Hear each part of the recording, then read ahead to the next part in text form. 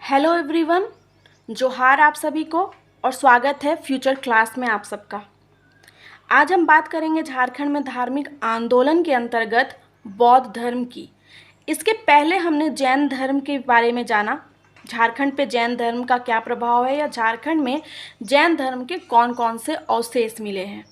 वो video icon button पे जाके प्लीज़ देखिएगा और अच्छा लगे तो हमारे चैनल को सब्सक्राइब और वीडियो को लाइक ज़रूर कीजिएगा।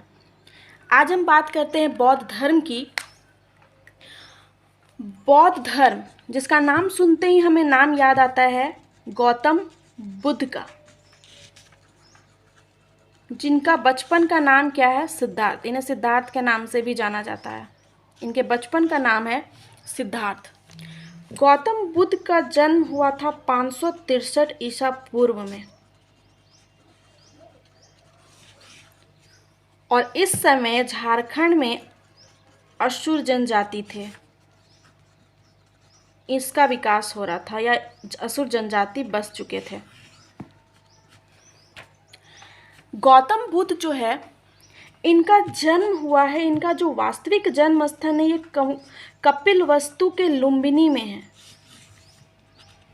कपिलवस्तु के लुम्बिनी में गौतम बुद्ध का जन्म स्थल है। परंतु झारखंड के कुछ लेखक हैं, दो लेखक हैं, एक है अमरदास और दूसरे हैं डॉक्टर वीरोत्तम। इनका कहना है कि गौतम बुद्ध का जन्म झारखंड में हुआ है, लेकिन कुछ इतिहासकारों ने और कुछ इतिहास के तथ्यों ने इस बात को सिरे से नकार दिया कि झारखंड में जन्म नहीं हुआ है। उनका वास्तविक जन्म स्थल कपिलवस्तु के लुम्बिनी में ही है। झारखंड में बौद्ध धर्म का प्रचार स्टार्ट हुआ, वो पहले स्टार्ट हो चुका था, लेकिन अगर ऐतिहासिक रूप से हम देखें, इतिहास को ध्यान में रखकर देखें तो मौर्योत्तर काल के समय कुषाण वंश अपना स्थापत्य जो है वो झारखंड बिहार में स्थापित कर चुका था। कुषाण वंश जो है वो झारखंड में और बिहार में अपना वंश स्थापना कर चुका था। उस समय उसके राजा जो थे, राजा कनिष्क, जो कि बहुत ही विसम्राट प्रख्यात राजा थे कनिष्क, कुषाण वंश के। ये बौद्ध धर्म को मानते थे, महायान बौद्ध धर्म को मानते थे और बौद्ध धर्म को इन्होंने आश्रय दिया था। झारखंड बिहार में इन्होंने प्रचार प्रसार किया बौद्ध धर्म का, कुषाण वंश के शासक कनिष्क ने। और यहाँ के जो स्थानीय निवासी थे, झारखंड के जो स्थानीय निवासी थे, उनको बौद्ध धर्म में शामिल कर लिया। बौद्ध धर्म में शामिल कर लिया। बौद्ध धर्म में बौद्ध चैत्य यानी कि बौद्ध मंदिर, मठ, पूजा स्थल कह सकते, चैत्य मीन्स पूजा स्थल। तो स्थानीय निवासियों को इन्होंने बौद्ध धर्म अपनवाया। परंतु जब कुषाण वंश का अंत होने लगा और किसका साम्राज्य आ गया? गुप्त वंश का। कुषाण वंश के बाद आए गुप्त वंश। गुप्त वंश के राजा थे समुद्रगुप्त। जब समुद्रगुप्त आए तो ये थे वैष्णव धर्म को मानने वाले, ये वैष्णव धर्म को मानते थे। जब समुद्रगुप्त आए तो ये वैष्णव धर्म का प्रचार प्रसार करने लगे, वैष्णव धर्म को बढ़ावा देने लगे। तो जिससे क्या हुआ कि बौद्ध धर्म जो है वो स्थिर पड़ गया। बौद्ध धर्म जो है वो स्थिर पड़ गया। बौद्ध धर्म के जो लोग थे वो वैष्णव धर्म की ओर आकर्षित हो गए, या कह सकते हैं कि बौद्ध धर्म के जो अनुयायी थे वो धीरे धीरे कम होने लगे। वैष्णव धर्म का बढ़ावा होने लगा, वैष्णव धर्म का प्रचार प्रसार होने लगा और बौद्ध धर्म कम होते चला गया। समुद्रगुप्त यानी गुप्त वंश के बाद फिर जब आया गुप्तोत्तर वंश, यानी कि गुप्तोत्तर वंश का जो राजा था, बंगाल का राजा था, ये कौन था? गुप्तोत्तर वंश का राजा बंगाल का शशांक, राजा शशांक। ये पूरे झारखंड में, उड़ीसा में, पश्चिम बंगाल में अपना साम्राज्य स्थापित कर रहा था। और झारखंड को अपनी राजधानी बनाया था। बंगाल का राजा था गुप्तोत्तर वंश का शशांक, इसने झारखंड को अपनी राजधानी बनाई। ये 2 जगह अपनी राजधानी बनाया था राजा शशांक।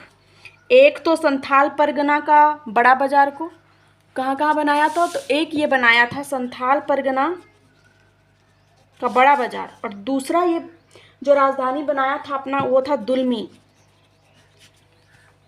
जो राजा शशांक था ये था शैव धर्म को मानने वाला, यानी कि ये मानता था भगवान शिव को, ये भगवान शिव को मानता था। तो ये शिव मंदिर का निर्माण कर रहा था, हिंदू धर्म को बढ़ावा दे रहा था। ये जो था ये बौद्ध धर्म के प्रति असहिष्णुता की भावना को दर्शा रहा था। जो राजा शशांक था उसने बौद्ध धर्म के प्रति असहिष्णुता की भावना को दर्शाया, और बौद्ध धर्म के जितने भी स्तूप थे, मंदिर थे, चैत्य मंदिर थे, उन सब को ये नष्ट कर रहा था और शिव मंदिरों का निर्माण करवाया।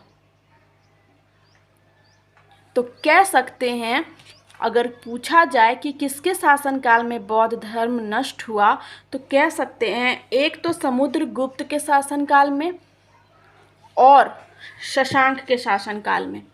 तो समुद्रगुप्त और राजा शशांक के शासनकाल में बुद्ध धर्म का नाश हो गया या बुद्ध धर्म खत्म हो गया। लेकिन जब फिर दोबारा राजा हर्षवर्धन आया और पाल वंश, यानी कि राजा हर्षवर्धन आया, पाल वंश, फिर से बौद्ध धर्म जो है उसका प्रचार प्रसार होने लगा।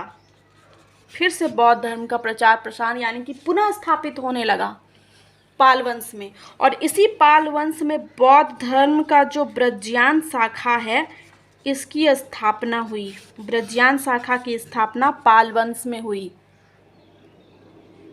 ठीक है, ये तो बात हुई झारखंड में बौद्ध धर्म कैसे आया, कैसे इसका नाश हुआ, कौन से राजा के द्वारा, ये इन सब चीज़ों में बात हुआ।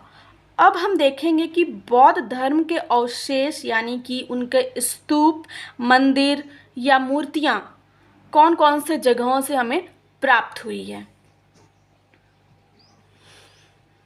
तो जैसा कि हमने देखा कि बौद्ध धर्म का जो संस्थापक है या बौद्ध धर्म की जिसने स्थापना की वो कौन थे? गौतम बुद्ध, जिन्हें लाइट ऑफ एशिया के नाम से भी जाना जाता है। इनका जन्म 563 ईसा पूर्व में कपिलवस्तु के लुम्बिनी में हुआ था। कहाँ हुआ था? कपिलवस्तु के लुम्बिनी में।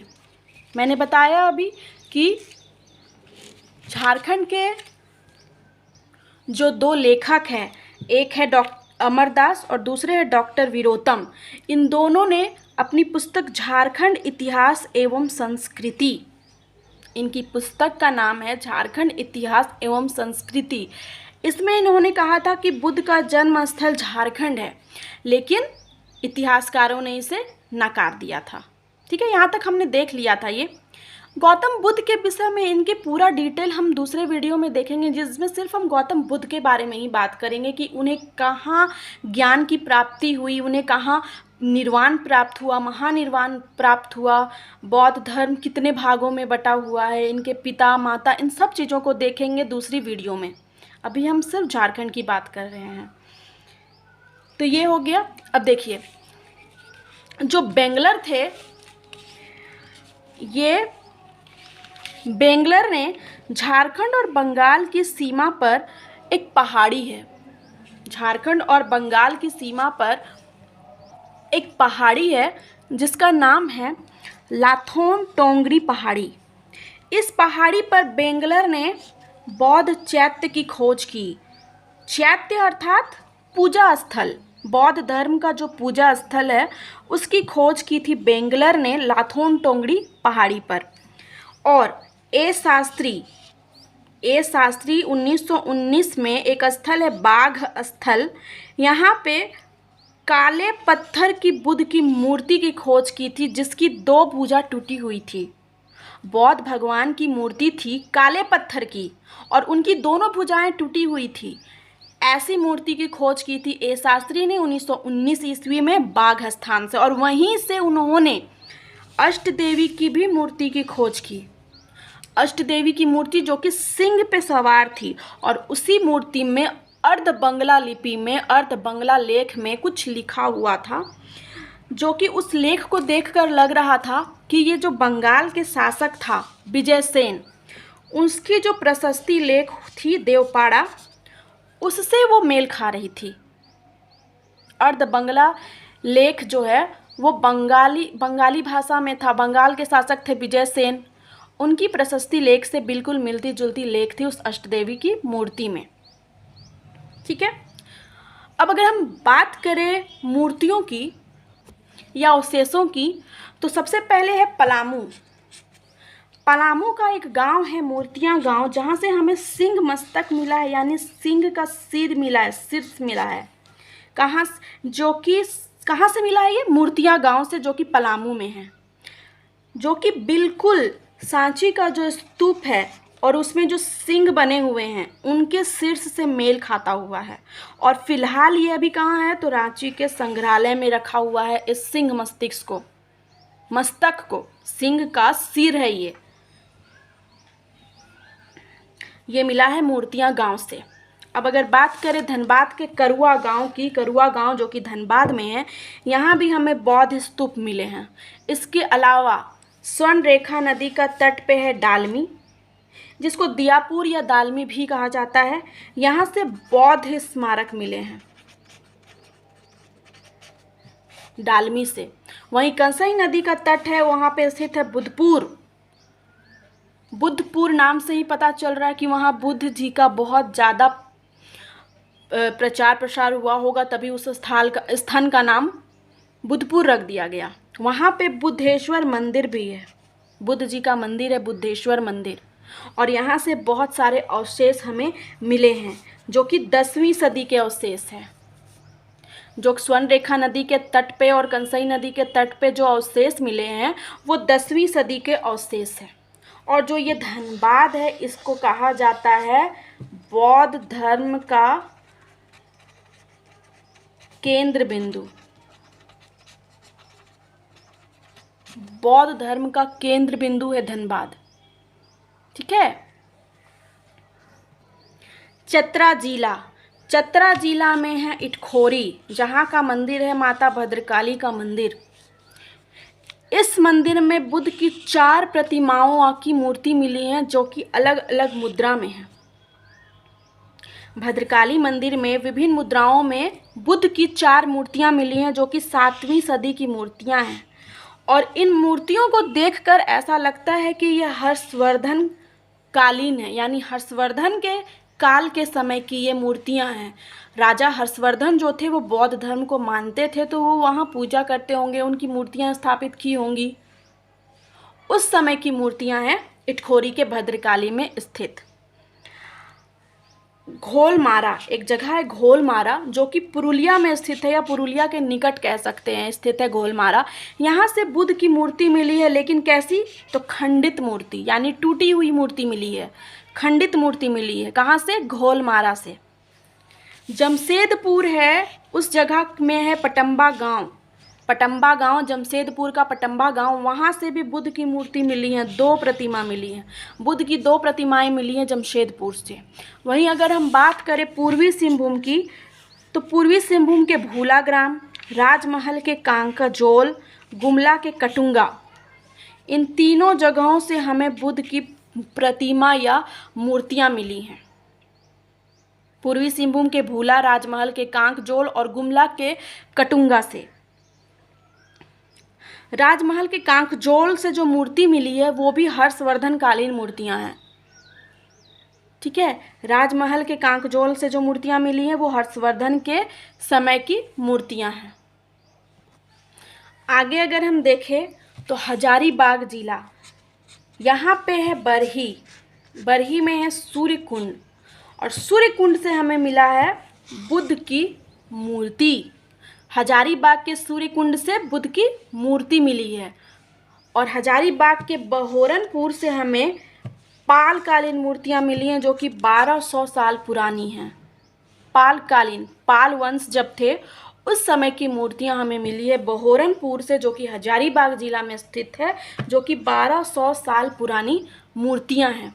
अब सीतागढ़ पहाड़ है हजारीबाग में, वहाँ से हमें बौद्ध विहार का उल्लेख मिलता है जिसका उल्लेख किया है फाहियान ने।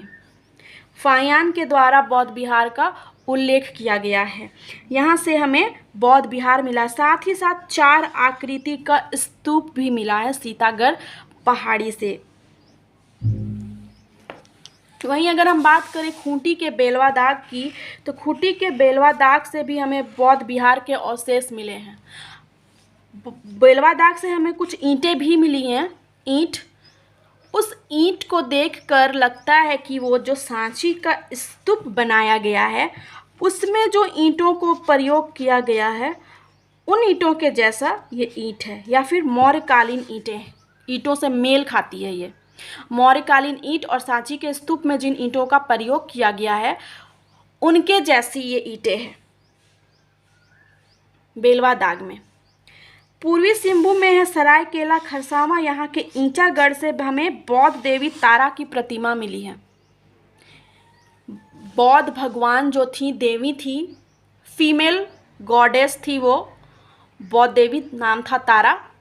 उनकी प्रतिमा हमें ईंचागढ़ से मिली है और फिलहाल वो प्रतिमा रांची के संग्रहालय में है, जो कि 1984 से ही रांची के संग्रहालय में अवस्थित है, मतलब वहाँ रखा हुआ है। ठीक है, तो ये थे झारखंड में धार्मिक आंदोलन के अंतर्गत बौद्ध धर्म की बात, कि बौद्ध धर्म का प्रभाव, प्रचार प्रसार और अवशेष मूर्तियाँ कहाँ कहाँ से हमें प्राप्त हुई है। अगर आपको हमारा ये वीडियो अच्छा लगा हो तो प्लीज़ मेरे चैनल को सब्सक्राइब और वीडियो को लाइक ज़रूर करें।